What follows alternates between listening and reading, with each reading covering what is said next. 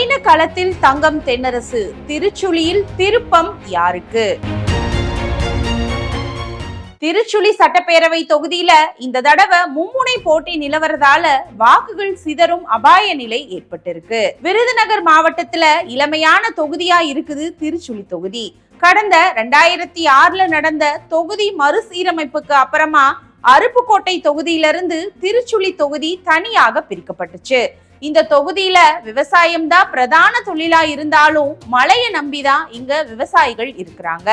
இந்த தொகுதியில முக்குளத்தோர், ரெட்டியார் உள்ளிட்ட பல்வேறு சமூகத்தினர் கணிசமா வாழ்றாங்க.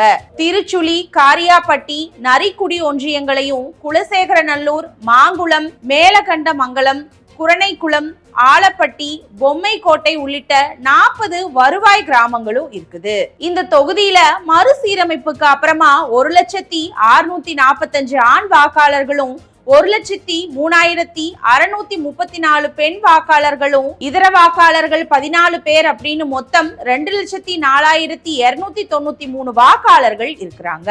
திருச்சுழி தனியா பிரிக்கப்பட்டதுல இருந்து 2011, 2016, 2021 ஆகிய 3 தேர்தல்களிலுமே திமுகவோட தங்கம் தென்னரசு தான் வெற்றி பெற்றாரு. அமைச்சரா இருக்கிற தங்கம் தென்னரசு இந்த தடவை மீண்டும் திருச்சுழியில போட்டியிடுறாரு. தந்தை தங்கபாண்டியனோட காலத்திலிருந்தே திருச்சுழி தொகுதிக்கு பரிச்சயமானவர் தான் தங்கம் தென்னரசு. இவரோட சகோதரி தமிழச்சி தங்கபாண்டியன் எம்பியாவும் இருக்கிறாங்க. இந்த தொகுதி மக்களோட நீண்ட நாள் கோரிக்கையான சென்னம்பட்டி வலது கால்வாய் புனரமைப்பு, நிலையூர் கம்பிக்குடி கால்வாய் திட்டத்தை நிறைவேற்றது, வைகை கூட்டு குடிநீர் திட்டம், பல்வேறு திட்டங்களுக்கு கீழே 5,000க்கும் மேற்பட்ட வீடுகள் கட்டி தரப்பட்டிருக்கு.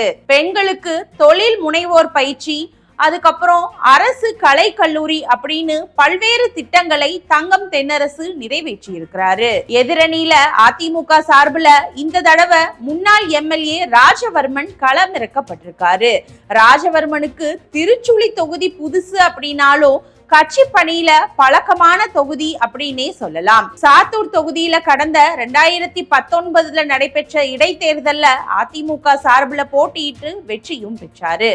இந்த தடவை சாத்தூர் தொகுதி கிடைச்சிருந்தா எளிதா அவர் வெற்றி பெற்றிருப்பார் அப்படின்னு அதிமுகவினரே சொல்றாங்க.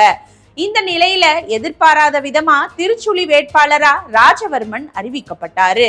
இந்த தொகுதியில இப்போ பல அணிகளா பிரிந்திருக்கிற அதிமுகவினரை ஒருங்கிணைச்சு பிரச்சாரத்துக்கும் அனுப்பியிருக்கிறாங்க.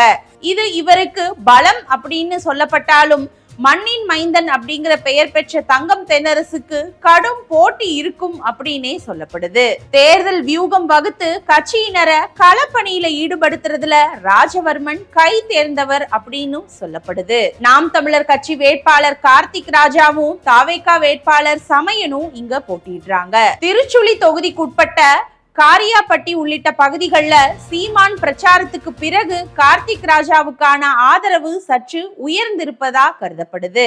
அதே நம்பிக்கையில கார்த்திக் ராஜாவும் களப்பணி ஆற்றி வராரு. அதுக்கப்புறம் தாவேகா வேட்பாளர் சமயனும் தீவிர வாக்கு சேகரிப்புல ஈடுபட்டிருக்காரு. தொகுதி மக்களுக்கு அதிகம் பரிச்சயம் இல்லாத நபர் அப்படின்னாலும் தாவேகா வேட்பாளர் அப்படிங்கிற முறையில இளம் தலைமுறையினரிடையே தற்போது அறிமுகமாகி வரார்னே சொல்லலாம். இவரும் இந்த தொகுதியில கணிசமான வாக்குகளை பெறுவார் அப்படின்னு அரசியல் விமர்சகர்கள் கருதுறாங்க.